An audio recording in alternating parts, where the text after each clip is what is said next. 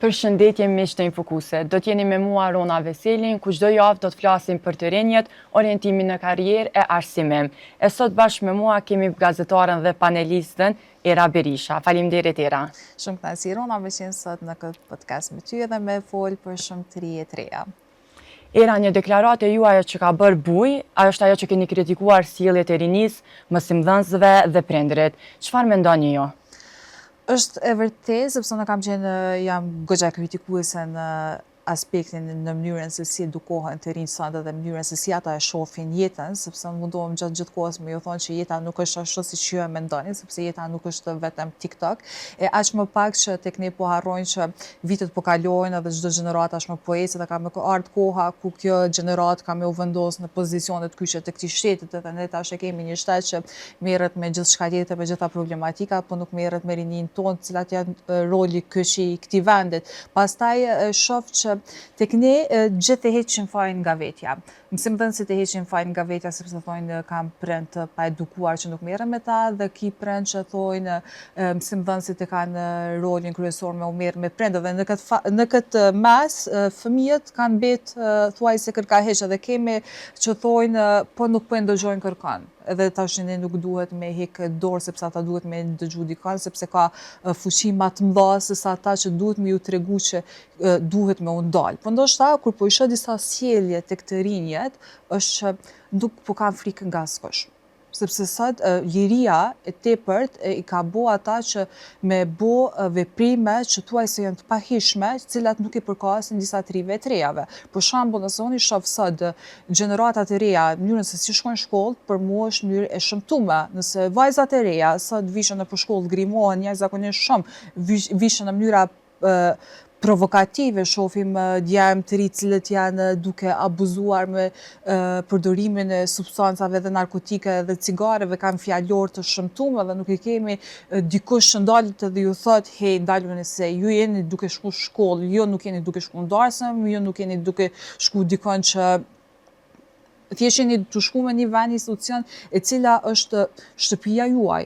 Edhe tash unë them që ku janë ata prind, a ndalen edhe i shikojnë ajherë vajzat e tyne dhe më ju thonë, hey, ka dalin se ç'shto nuk shkohet në shkollë, ku janë drejtorat e atyre shkollave që duhet më ju qitë ndalesa, më ju tregu me kthy të shtëpia, më ju thonë që ju duhet me shku edhe me u vesh në mënyrë të dinjitetshme, siç i ka një nxënës, një studente, pastaj që kur po shoh që nuk po merret askush me ta, edhe krejt trend i nxënësave sot nuk i sheh duke u merr me profesione se çka dojnë me u bën jetë, nuk i sheh duke u merr me mësime, me studime, sana i sheh vetëm duke u merr me TikToka, i sheh duke u merr veç me ata se madje një ditë duke diskutuar që sot studentët aq shumë po grimohen, aq shumë kanë dalë prej vetes, sa që nuk moj me i dallu, a i ka dikush 18 vjet apo i ka 30 vjet. Sepse është bu shumë vështirë me bu këtë dallimin, domethënë, e që është për mua është jashtëzakonisht shqetësuese. Ai deklarat ka bërë bujë dhe më ka shkruar jashtëzakonisht shumë edhe prind, edhe më ka shkruar edhe mësimdhënës, më ka shkruar edhe student, besa, cilët edhe kam marrë një mesazh që më kanë shoh pse kush jeti se po dal po fol, po në po dal edhe po flas si një person që kam pak përvojnë këtë punë, sepse ne kur kemi shku në studime ka qenë shumë tërë para profesorit me dalë me buzë të kuqe, apo ne kemi përdorur veç do labella, edhe nuk e guxuam me përdor një label se janë pak më të kuqe, nuk kemi guxuar me i përdor ato, dash me marrë një pak më të sepse ka qenë marrë me shku në atë formë shkollë. Edhe ne jemi kënaqur, edhe ne kemi shiu shkollën e mesme jashtëzakonisht shumë, po të paktën ne kemi pas një lloj respekti ndaj institucionit, ne kemi pas një respekt për prindin, ne kemi pas një respekt për mësimdhënësit. E tash fëmijët sot nuk e dinë çështjen e respektit, e edukatës, nuk e dinë kur është boll, nuk e kanë frikën as nga prindja as nga mësimdhënësi. Edhe kur njeriu nuk ka frikë nga diçka në jetë, ai më nuk di të ndalet. E kjo është problem që ka unë mendoj që shumë shqetësuese tek të rinjët. Tash ne vetë se dim se po afrohet edhe periudha e maturës, a mendon se japet më shumë rëndësi se sa duhet në këtë kohë tek vajzat, sidomos? Periudha e maturës në Kosovë vazhdoi me jep rëndësi shumë të madhe, ku bën shpenzime jashtëzakonisht shumë marramense, edhe zakonisht e shofe tek viti i fundit, nxënësat janë shumë të prirur me lanë anash studimet, nuk mendojnë për orientimin e tyre në karrierë, nuk mendojnë se çka ka ju pret pas përfundimit të shkollës mesme, dhe është gjithë fokusi se si kanë me u dokat natë. Nata e maturës është diçka shumë e veçantë, se ka me mbet kujtim për të njëjtën. Kuptohet, po që nuk duhet me pas fokus më të madh në mënyra se si ti ki mu dok, ma shumë se sa se çka pas asaj nate, se ata nuk e din që pasi të përfundon nata e mbrëmjes së maturës, gjithçka në jetë ka me ndryshu. Edhe të tjerë shumë nuk e me koni njëjti, edhe të kanë me të pritë jashtë shumë sfida, aq ma pak që ne ende nuk e kemi një sistem të arsimimit në Kosovë ku studentët tanë i ndihmon për me gjetë vetën në fusha të caktume, edhe nëse e keni vretësh në Kosovë, shumë persona janë të vendosur në pozicione të gabume, në profesione të gabume, sepse shumë vonë e kuptojnë se cilës fush i përkasin. Pra, tek ne, orientimin në karrierë është i lanën shumë masdore. Pra, në vend se studentat mi u mbajtë ligjërata për orientimin karrierë, me pas se cilën nxënës në cilën fush është pak ma i mirë, pra, me ndihmu me gjetë vete, me i përgatit për sfida që i presin jashtë, për pjesën e fakulteteve, me ndihmu pra mu orientu, tek ne është fokuse vetëm i ekskurzioneve, i mënyrës se si kanë mu dok, bojnë shpenzime ekstrem të mëdha, pra se unë shpesh herë thëmë që temeli këtu tek ne i edukimit është shumë keq, sepse tek ne njerëzit nuk edukohen edhe nuk mësohen se si me jetu për vete, se si mu bëhet antar me një person i cili kontribon në vendin tonë, se si mu bëhet një individ i mirë, një individ i sjellshëm, po tek ne gjithçka është shumë sipërfaqësore. Pra prej fëminis, tek ne nxënësit e mësojnë se si me u duk, edhe për këtë arsye tek ne shpenzojnë jashtëzakonisht shumë, sepse është shumë e rëndësishme që ti me u duk më i miri ose më e mira në aspektin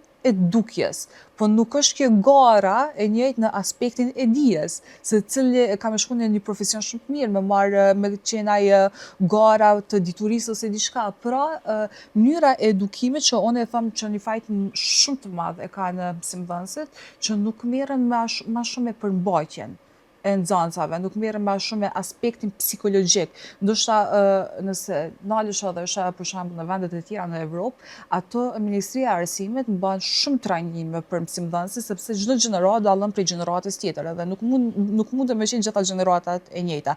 Aq më pak shohim gjenerata që është shumë sfidë me i menaxhu edhe me u merr me edukimin e tyre. Edhe në të njëjtën kohë shohim gjenerata që janë të shumë energjik, që janë të kapluar nga bota e teknologjisë, edhe shohim që ka mësimdhënës, të cilët janë që nga koha e luftës mësimdhënës, që unë e respektoj jashtëzakonisht shumë punën e tyre, por që nuk kanë bë update në arsimim, pra nuk kanë bë trajnime që këto dy gjenerata janë krejt komplet të kundërta dhe kanë shumë vështirë me menaxhu këta.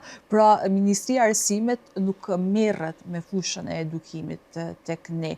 Edhe faji i fundit i cili do të me u fajsu është fëmija. Sepse faji bazë bie mbi shtetin, mbi Ministrinë e Arsimit, mbi prindërit që duhet me u merr më shumë me ta, sepse tek ne nxënësit në shkolla ngarkohen me shumë lëndë të tjera, po nuk ngarkohen me aspektin e edukimit. Kur flas për edukimin, tek ne nxënësit tanë nuk mësojnë se si me respektu tjetrin, se si me dash tjetrin, se si me ndihmu tjetrit, se si me u merr me veten, se si me u merr me paqen shpirtërore, pra është ajo baza e temelit kur ti ndërtohesh si njerëz, si karakter. Pastaj kalon kjo faza ku ti rrihesh edhe shoh se çka po do në jetë. E pra tek ne është ngulitur edhe tek fëmijët tanë që veç me u dok. Pra është kjo bota sipërfaqësore që ka plën në Kosovë, edhe tash nxënësit kanë në kry që veç duhet me u duk shumë bukur, duhet me pas një fustan shumë shtrejt, me firmato, duhet me u ndreq te grimerja që është në emër, sepse as te jo të çdo lloj grimere ndreqen, po tek dikush që është ma me zog, kështu që kjo unë mendoj që është për të ardhur keq, edhe do vazhdoj ta bërta, sepse nëse ne nuk marrim masa vazhdimisht që duhet të ndryshoj ky sistem i edukimit në Kosovë, kjo ka me qenë shumë problematike. Mbasi vetë se sa e kam për orientimin në karrierë, si e vlerësoni jo orientimin në karrierë të këtë rinjët sot, si ndikon në këtë kohë? Orientimi karrierë është shumë i rëndësishëm, sepse është baza ku ty të ndihmon për me gjetë veten në këtë vend ose kudo në botë. Për shembull, është bekim edhe është shumë fat i madh nëse ti e gjen qëllimin tënd edhe e bën një profesion, e ushtron një profesion në cilin ty të flan zemra, sepse nëse ti je në profesionin e dur, ku ti ke me shkëlqyer në qatë profesion, ti ke me jep 100% në qatë profesion, ti ke me u udhëheq prej pasionit, prej dashnisë për profesionin, edhe për ty ka me qenë gjithçka në jetë shumë e kollajshme. Dhe dëshira ka me qenë shumë e madhe pasaj për me i kontribu vetës, familjes, vendit, edhe kështu shkon gradualisht zinxhiri gjithçka. Po nëse ti e ki fokusin vetëm tek rrjetet sociale, nuk ullet dikush me u merr me ty edhe me tregu sa e rëndësishme është kjo për jetën tënde, ti ke me has shumë probleme në jetë, sepse jeta nuk është sikur këto 3 vitet në shkollën e mesme, edhe pse duken sikur ato 3 vitet e arta, ku ti nuk mendon shumë një jetë, ku ti e shijon vetëm momentin, ku ti krejt obligimet e tua janë që vetëm e përfundu orarin e shkollës, pastaj me dalë me shoqni mu kënaq, edhe pastaj mu kthyn në shtëpi sepse ti nuk e ke obligim për me mendu me punu ose diçka. Thuaj se ky është fati i 80% them të gjithë të nxënësve. Pastaj ata asnjë nuk janë të përgatitur që në momentin që përfundon shkolla e mesme është një botë komplet tjetër. Është një botë ku në Kosovë ti duhet aktualisht me u bazu vetëm në forcat tua, sepse ti nuk e ke një shtat mbrapa që ty t'i hap rrugët, ku ty ta siguron të ardhurat e tua që ti njëjtën kohë edhe me përfundu studime, edhe me përfundu me bajt një zanat ose një punë.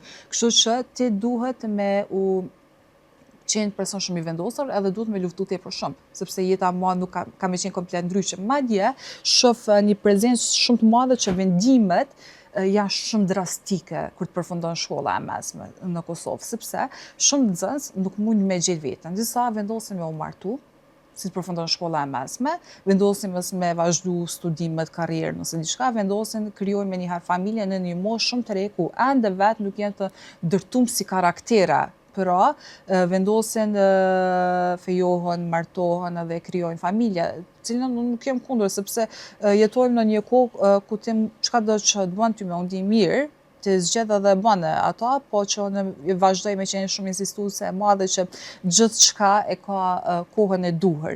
Kështu që pastaj shohim që njerëzit nxënësit, sidomos se po flasim për të rinj, kalojnë në një fazë edhe depresione, sepse kur e shohin që jeta ndryshon në mënyrë drastike, ku një jetë nuk shkon gjithçka siç ti ke mendu, nuk është as e kollajshme, ku ti tash i dosh mu çu vet, me vendos për studimet, për punën, edhe duhesh me qenë prezente edhe në shkollë, edhe në punë, edhe në familje, edhe në shoqni, edhe gjithçka, dhe ti thjesht tash fillon një dinamike zakonisht shumë e madhe e jetës, edhe për me mbrit ç't balancin është shumë e vështirë, sepse ti ke menduar që gjanat kanë me u të servu shumë atgatshme, edhe e kemi dëgjuar këtë fjalën shumë prezente tek nxënësit. Po hajbre se apo haj se ka me kalu, haj se ka me u bë mirë, po që realiteti jashtë nuk është ato. Dhe mendoj që ne kemi përgjegjësi shumë të madhe mediatike me ju tregu trive të rejave edhe me ju përgatit në aspektet se çka i presin pas shkollës mesme. Unë prapë vazhdoj me thonë që një përgjegjësi shumë të madhe e kanë prindrit.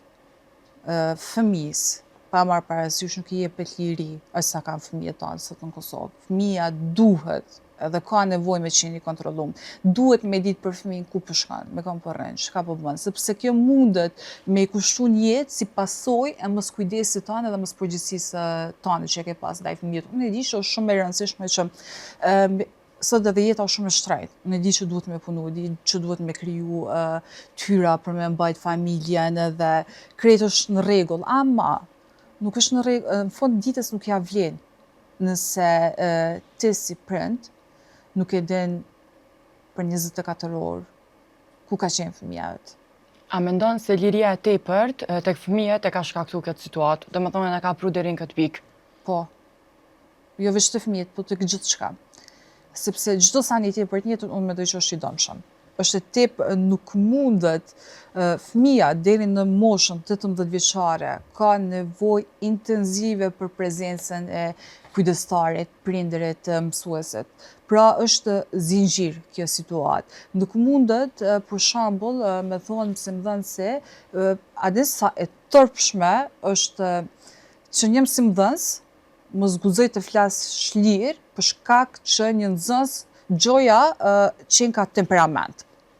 Sepse mundet me e godit edhe kjo mos me e guxu me reagu as me thonë kur gjë.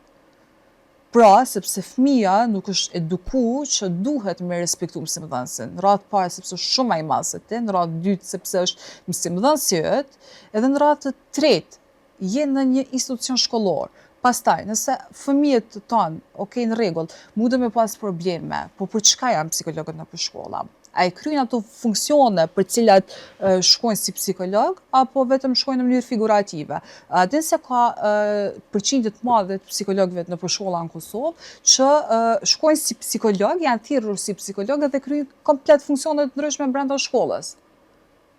Pra, nuk e thrat kur nxënësin, nëse është e pamundur mos me vrejt një mësimdhënës, një sjellje që nuk është e hershme tek nxënësi në klasë.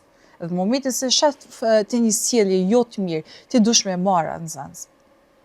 Dush me dërgu të psikologu, dush me thirrë prindin, do të me gjitha atë komunikimin e përbashkët, sepse gjitha këto janë zinxhir. Po në njëjtën kohë, unë mendoj që tani pastaj nëse ai nxënës vazhdon me bëj probleme, bashkëfajtori janë gjithë. Sepse ti një farë forme po e hesht edhe ti po e lën që ajo me vazhdu gradualisht edhe që nesër mas nesër mundet me pas probleme shumë më të mëdha. Pastaj ti mos u çudet kur ai nxënës mundet me të pru probleme të cilat mundin me të qenë shumë të kushtueshme. Edhe shefe, është shumë banale. Nëse fëmia e ka një forcë më të madhe se gjithë këta tjerët. Sepse ne jemi ata që kemi përgjegjësi mbi fëmijët, mbi gjeneratat e reja, mbi ata që vinë pas neve. Ne duhet me jap shembull në gjitha lloj format. Duke komuniku, duke mundu me zgjidh problemin, zgjidhjen edhe shumë e rëndësishme është pjesa e durimit. Mos me hjek dorë, vetëm nëse ti nuk e pas sukses herën e parë ose dytë. Ti duhesh me pas durim, duhesh me pas nerva me u merr me problemin, me student. Do më thonë se ti për ata je. Po ndoshta, prapë kritika kryesore bie mbi Ministrinë e Arsimit, sepse duhet me i motivu mësimdhënësit, edhe duhet me pas kontroll më trapt mbi ta. E kështu që nëse problemet unë aktualisht gjendje në shkolla fillore është shumë shqetësuese edhe të mesme. Çfarë këshille do e japni ti tek prindrit, tek një i rinj, një maturant që është sot? Tek prindrit apo tek maturantët? Në të dy anët. Cila mendon se ka më shumë nevojë për një këshill? Këshilla, mendoj kryesore për prindërit është duhen të kenë kontroll intensiv mbi fëmijët. Nuk duhet që fëmijët të kenë liri të tepërt. Aq më pak në një vend ku baza kryesore, shteti nuk ka kontroll mbi fëmijët, ku instanca shkollore vazhdojnë e hedhin fajin mbi prindrit mbi mësimdhënësit, edhe kështu vazhdimisht e hedhin fajin mbi njëri tjetrin, edhe fëmijët sikur kanë mbetur vetëm edhe sikur janë dorëzuar kërkesave të tyre. Nuk guxojnë fëmijët me pas aq shumë liri sa kanë sot në Kosovë. Për shembull, duhet me pas kontroll mbi ta, duhet me di se fëmija me kanë përren, si po shkon shkollë, si po duket kur po shkon shkollë, sa është interesum për mësimin, sa është interesum për edukimin. Pra, unë e shoh që prindërit sikur më shumë sot, ndoshta kjo është për një arsye që më herët këta lloj prindër nuk kanë mujt shumë jetu jetën, edhe sikur po mundon ta jetojnë sot bashkërisht me fëmijët. Pra, shohim prindër që punojnë shumë, që dalin shumë, që mundohen me jetu jetën e vet dhe sikur fëmijët i kanë lënë gjithë anash. Edhe kjo pastaj mundet me qenë shumë problem. E kështu që këshilla jame kryesore kish me qenë për ta është mundet me ju kushtu tepër shumë. Sepse ju jeni ata që keni vendosur që me sjellni jetë këta fëmijë dhe nëse i keni sjellni jetë këta fëmijë, ju duhet me u jep kohën e merituar atyre deri në moshën 18 vjeçare, sepse keni obligim mbi ta. Kështu që nëse prindërit nuk vendosen me i thirrë mendjes edhe me u interesu ma shumë për fëmijët e tyre, kjo mundet pastaj me ju kushtu jashtëzakonisht në të ardhmen e tyre. Nëse ju do ktheheshit në kohën e një maturante, çfarë do bënit më ndryshe diçka? Nuk e di. Nuk është se e komentu ndonjëherë, ama unë mendoj që fatmirësisht edhe fal prindërve të mi edhe familjes tam që kom ditë goxha mirë me shfrytzu kohën pas maturës, sepse unë nuk është se kom shpenzu edhe në kohën e maturës nuk është se kom shpenzu jashtëzakonisht shumë diçka për me u jemi dok shumë mirë, po na përgjithësi kemi qenë një gjenerat që nuk kemi shpenzu jashtëzakonisht shumë. Do me thonë, tek ne ende ka qenë ajo koha ku ka pas më shumë rëndësi kjo pjesa e karrierës, e studimeve, kemi qenë në stres për testën e maturës, edhe nuk është që ka marrë aq shumë fokus edhe energji mënyra se si kemi mu dokni atë natë e mbaj mend e kemi shiju jashtëzakonisht shumë, ka qenë një prej natëve që unë nuk kam e harru kur në jetën time, por që e mira ka qenë që ne fokusi edhe energjia jonë ka qenë e gjithëve se kush kemi me qenë ne pasi që të përfundojnë shkolla e mesme. Edhe muj me thonë që një pjesë e madhe e gjithë gjeneratës është pozicionu jashtëzakonisht mirë në karrierë, sepse energjia ka qenë shumë e mirë, qëllimet kanë qenë shumë të mira që ne me u ndërtu edhe me qenë persona shumë relevant për vendin e Kosovës. Edhe unë jam shumë krenare për një numër të madh gjeneratës tam kur i shoh sot që janë shumë të arrirë në karrierë edhe kur i shoh se janë shumë të përmbushën, janë shumë të edukuar, por që fatmirësisht sistemi ka qenë pak ma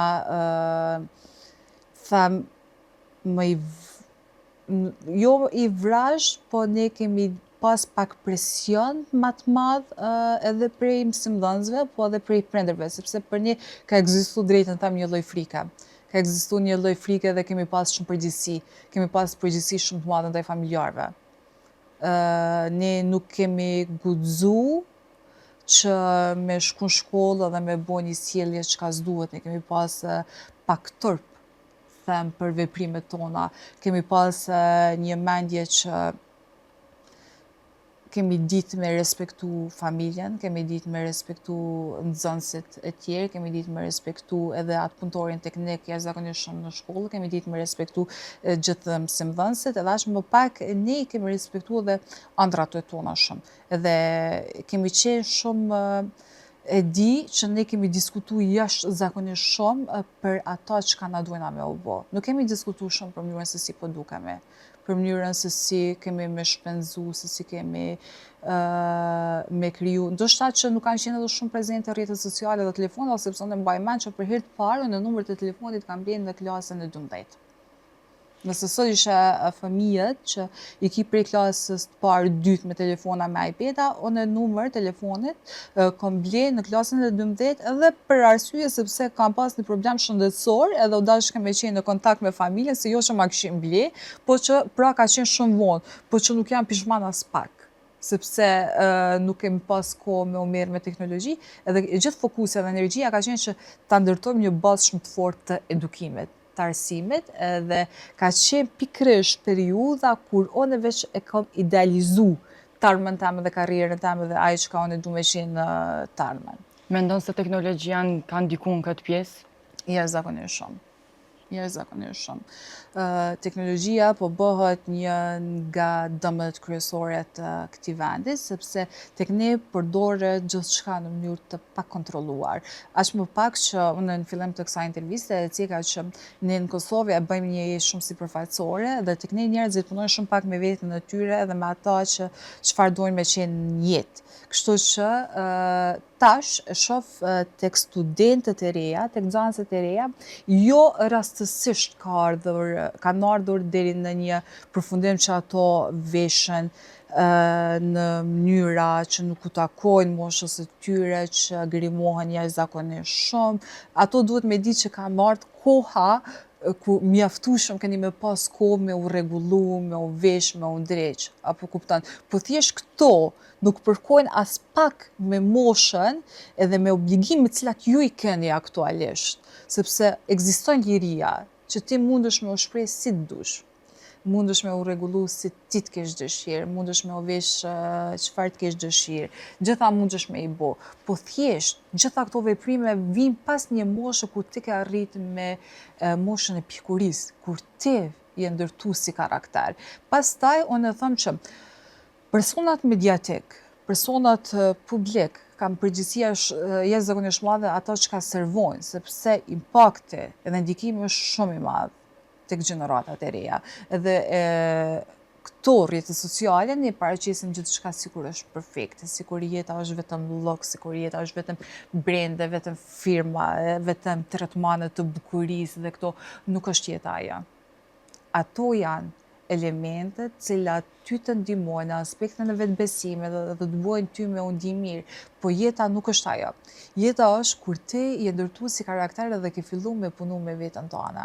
Ke filluar me dash veten tënde, ke pranu veten tënde dhe një njeri i cili e don veten e vet, ai pastaj fillon po të njëjtën energji e përçon tek gjithë njerëzit e tjerë. Me atë energji fillon e ndërton karrierën. Edhe ti kur e ndërton një karrierë të pastër, pastaj ti ke me fillu edhe ke me qenë një individ i mirë në rrjetin shoqëror. Ke me qenë një person i dashur, ke me qenë një person i cili kontribon edhe e don vendin e vet. Pastaj që kjo jeta e rrjeteve sociale ka fillu me pas ndikim shqetësues, alarmant sipas meje tek të rritë dhe të rejat, sepse shoh edhe tek djemt që duke pa ndoshta këto tiktokerat, këta reperat, duke përdorur fjalë banale kështu, po shoh se kanë filluar me i apliku në rrugë, sepse ai thot, kur ai po e përdor në televizion apo në TikTok ku e shaf e gjithë bota, pse nuk e përdori në kafe ose diçka.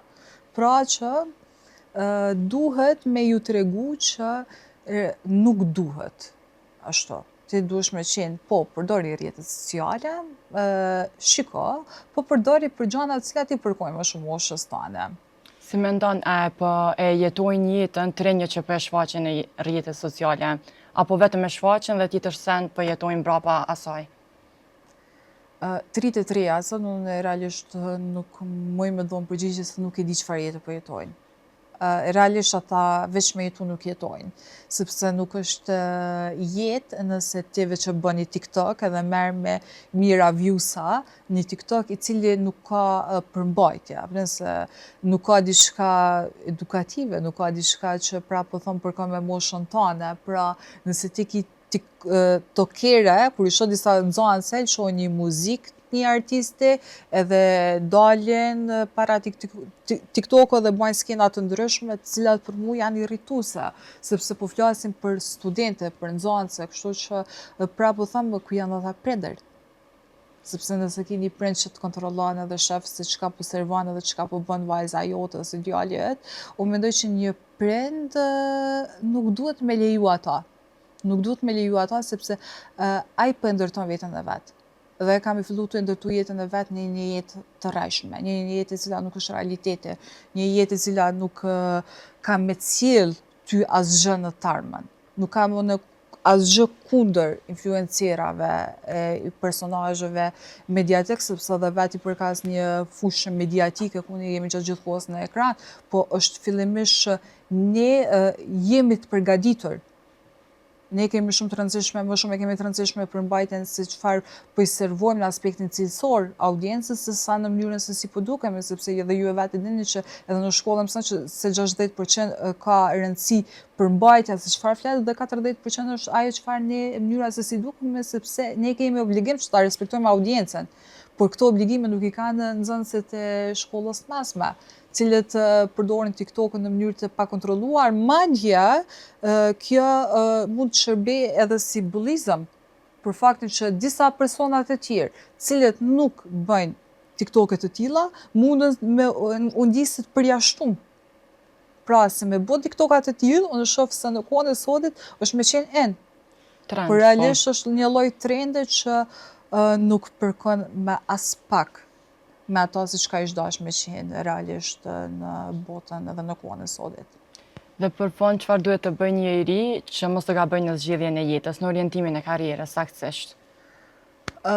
Këto nuk duhet me bo veç njeri apo e re, këto duhet me bo Ministria e Arsimit, prindrit, mësimdhënësit dhe ata që janë më të mëdhenj se sa fëmijët tonë. Ata duhet me punu shumë më shumë me fëmijët, duhet me jep më shumë kohë, më shumë energji, me uli me bisedu me ta. Mendoj që psikologët në për shkolla duhet me qenë më shumë në funksion, më shumë në praktik, me marrë nxënësit, studentët, me punu me ta. Aq më pak kur flasim për klasat e 11-a, 12-a për shkollën e mesme, sepse janë në një periudhë të jetës ku e ardhmja e tyre varet jashtëzakonisht shumë nga këto vite, sepse këto vitet kanë me qenë bazë, se kush ti ke me qenë jetë. Pra duhet me u mësu dashnin për jetën, dashnin për vendin, për familjet. Një person që e do familjen edhe vendin, ai gjithmonë do ta ketë në ndërgjegjet e tij që duhet të punoj fort, që unë ta bëj krenare veten time, njerëzit e mi, edhe që unë të jem në tar me një person i cili kam ndikim pozitiv në shoqëni. Edhe kur ne i mësojmë fëmijët tonë se ju duheni me u eduku në aspektin e profesioneve që ju me i shërby këtij vendi nesër pas nesër, sepse vitet po kalojnë jashtëzakonisht shpejt, edhe shumë shpejt ata kanë me na zaventu gjithë neve. Sikur ne që po vazhdojmë të zaventojmë disa personat e tjerë dhe kështu kemi me ecë gjenerata pas gjenerate. Por është obligimi jone që tu tregojmë atyre që në jetë nuk mundesh me mbri vetëm duke u dogë bukur. Në jetë mundesh me mbri duke punu me veten. Është e vetë edukata, është e vetmja gjë e cila nuk del kurrë prej modës, e cila ka me të bëjë gjithmonë me u dallu prej tjerëve. Kur je një person i edukuar, një person që e ke gjithmonë dashnin shumë të madhe me ju shërby njerëzve të tjerë, sepse përmbushja, satisfaksionin që të vjen mbrapa kur tek e bën një veprim i cili ka qenë në ndikim pozitiv tek tjerëve, është çmimi më i madh që ti mundesh me e marrë në jetë. Kështu që karriera është diçka shumë e rëndësishme. Nuk po flas për karrierën vetëm në fushën e televizionit, sepse nuk i nxan gjithë në studio. Karriera është e rëndësishme në çdo profesion ku ty të flas zemra, qoftë në arsimim, qoftë në edukim, në shëndetësi, në çdo lloj fushë ku ti mendon që ti je i mirë, po e rëndësishme është që ti me dashur çatë profesion. Jo me e bo veç në mënyrë mekanike, në mënyrë teknike, pse të ka thonë dikush veç duhet me e bo. Po pse ti don që ata, dhe kur ti don që ata, dhe krejt mu shku dhe me thonë që është vështirë, nuk mundesh me e bo, dashuria e madhe, edhe ai vetbesimi që ti ke brenda, të bën që ty me i mujt gjitha këto. Edhe tjetra është për shembull, është periudhë që shumë e rëndësishme që gjithë duhet me u dalë, me bo një pauzë të shkurtër, një lloj reflektime, edhe që me pyet veten e vet që kush du me kanë në jetë. Qysh du unë me qenë vendi jam, qysh du unë me qenë Kosova, sepse nëse gjithë secili kontribon, ne kemi ndoshta shumë ankesa të mëdha për vendin, për Kosovën. Por nëse nuk këto ankesa nuk i përkthejmë në punë nga gjeneratat e reja, sepse gjeneratat e reja gradualisht kështu fillon me u bë ndryshime, atëherë ata janë shpresat që e bojnë mirë këtë vend. Edhe mendoj që pyetja gjithsesi duhet m'ia bë vetet, okay, po çka unë më me kontribu në fusha të caktuara? Kush më me qenë unë? Edhe kështu gradualisht ne ndërtojmë një komunitet shumë të mirë, një komunitet shumë punëtor, një komunitet shumë pozitiv, ku ka ma mirë se sa ti me qenë një person punëtor, ku ka ma mirë se sa ti me dashur vendin tonë dhe me i shërby atij në mënyrë shumë të ndershme. Edhe shumë e rëndësishme që karrierën duhet me ndërtu duke u bazu veç në punë, se e vetmja puna e cila nuk lan është ajo e cila nuk lan ty kurrë m'balë. Nuk duhet me u ndërtu një karrierë ose një jetë duke shtyp tjetrin, duke ja bo tjetri pas shpinë ose diçka. Duhet me ndërtu një karrierë shumë të pastër ku ti kudo që mbrin nesër pas nesër, e ke ndërgjegjen e pastërt sepse ke arrit me forcat e tua. Po qatë forcën tënde, qatë energjinë tënde, pastaj duhesh me shpërnda tek gjithë tjerët. Që me marrë edhe shumë persona të tjerë pas vete. Nuk duhet unë mendoj që, sidomos të rejat, ne kemi qenë një vend që kemi qenë ndoshta shpesh herë të udhëhequr nga xhelozit, nga inatet, ku e kemi pas shumë të vështirë me pa njani tjetrin të përparu, Tu arrit diçka më shumë. bo diçka, duke arrit diçka. Vend se me marrë më të mirën, me u ndjek krenar, që është prej vendit tem, është shoqja jam, është familjari jam, ne jemi ndjenë xheloz dhe inferior ndaj në raport me ti.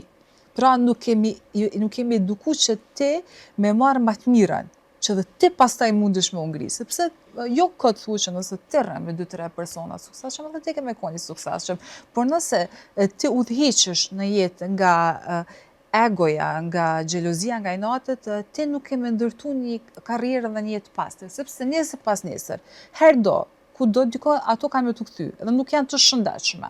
Pra është e rëndësishme që është një fazë që më shumë se sa ti kushtojmë rëndësi mënyrës se si dukemi, dhe pse unë jam shumë pro mënyrës se si dukemi, sepse ajo flas shumë për karakterin e njeriut, por që nuk duhet të marrë anën më shumë në mënyrën se si ndjehemi, se si sillemi dhe se çfarë njerëz krijohemi dhe çfarë karaktere ndërtohemi.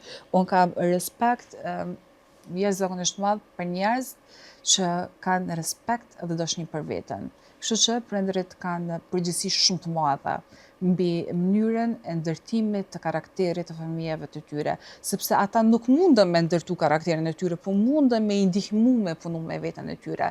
E çysh mundën me ju ndihmu është duke ju fol ma shumë për të ardhmen, për gjanat e mira dhe për gjanat të cilat nuk janë të mira, duke i orientu në jetë, duke i orientu tek psikologët, sepse kjo puna e psikologëve nuk është tërp, madje është forcë shumë e madhe e njeriut që ti vendos me shku te psikologu, sepse çdo njeriu unë mendoj që duhet ta ketë një psikolog. Sepse ndoshta nuk mundet me folë çlirë me ty se sa si flas me një psikolog. Po ai mundet më ndihmu tepër shumë mu që pastaj nesër pas nesër unë mundem me i ndihmu rrethit tam. Kështu që kjo shkon gradualisht edhe mendoj që prindërit, mësimdhënësit, Ministria e Arsimit gjithë kanë përgjegjësi jashtëzakonisht shumë të madhe mbi fëmijën tonë sepse janë baza kryesore e të ardhmës të këtij vendi. Edhe mendoj unë gjithmonë them që investimet më të mëdha duhet me u bë në arsimim. Një popull, një shoqëni e edukuar, arsimuar, ka me qenë një popull i zhvilluar. Ne nëse nuk punojmë me 3 tonë, me 3 tona, atëherë ne jemi duke e bë damin më të madh, sepse ne kemi me qenë ata një ide që vim në duart e tyre, pastaj vijnë fëmijët tanë dhe ne nuk kemi kujt ja dorëzojmë ata. Pra që kjo shkon zinxhir, po 3 të rejat duhet me ditë diçka. Gabime më e madhe që mundeni me e bë është nëse mundoheni me jetu jetën para kohë. Ka marrë koha kur keni me urrit, kur me dashje pa dashjen e juve, përgjegjësitë kanë moshtu tepër shumë, saqë ndoshta ka marrë kjo koha tjetër kur keni me kërku këtë kohën që s'keni pas shumë përgjegjësi, po e rëndësishme është me ditë që jetoni momentin edhe merrni përgjegjësi aq sa ju takojnë. Asaj të takojnë gjeneratës edhe moshës t'juaj. Se pastaj, gradualisht, hap pas hapi keni me i nxonë them ashtu gjitha gjanat në jetë edhe keni me i prek edhe këto gabimet edhe të mirat e kësaj bote. Për rëndësishme është që mos u ndikoni prej rrjeteve sociale, mos u ndikoni vetëm prej asaj se çfarë shehni. Mësohuni me dash tjetër, mësohuni me respektu tjetrin, me respektu shkollën, me respektu prindin, me respektu mësimdhënësit, sepse ndoshta edhe kur ju duket se e kanë gabim, ndonjëherë, ata e kanë shumë drejtë sepse ata në fund të ditës kanë kalu gjana që kanë qenë shumë sfiduese për vendin tonë. Edhe mendoj që për sakrificat dhe sfidat që ka kalu ky vend, gjeneratat e reja kanë një lloj obligimi moral që të thrasin mendjes, që të vazhdojnë studimet edhe që të bëhen njerëz të zot, cilët i kontribuojnë atë dhejot. Iran, falenderoj shumë që ishe pjesë të këtij podcasti, që tregove përvojat, këshillat, mendimet e tua. Shumë kënaqësi Rona, unë shpresoj shumë që gjitha këto, sadopak ju shërbejnë trive edhe trejave, edhe ne po besoj që kemi me u taku prapë në podcastat e tjerë, ku sadopak kemi me nda eksperienca, këshilla edhe kemi me trajtu, kemi me ngrit çështje problematika, cilat i përkasin fushës së arsimit, sepse mendoj që është një prej fushave cila lë shumë për të dëshiruar dhe ka shumë nevojë për vëmendjen e gjithë popullit. Faleminderit. Faleminderit edhe juve miq të Infokusit, e shihemi përsëri me tema të rëndësishme për të rinjët.